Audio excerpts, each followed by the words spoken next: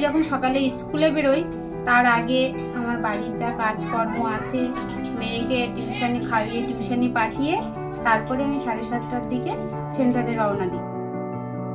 সেন্টারে আসার পরে আমি বাচ্চাদের নিয়ে প্রথমে প্রার্থনা করাই, তারপরে তাদের সঙ্গে মুক্ত কথোপকথন, যেমন যে তারা কি রাস্তায় আসতে স্কুলে আসতে আসতে কি দেখেছে বা কি, এইগুলো আলোচনা করার পরে পড়াশুনো করাই।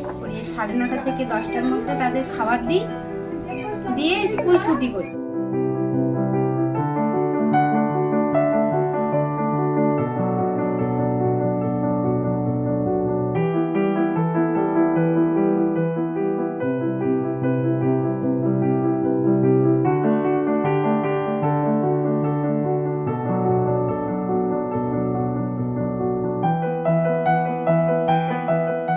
এই যে কাজটা করি, এর থেকে আমি যা পাই তা দিয়ে আমার সংসার চলে।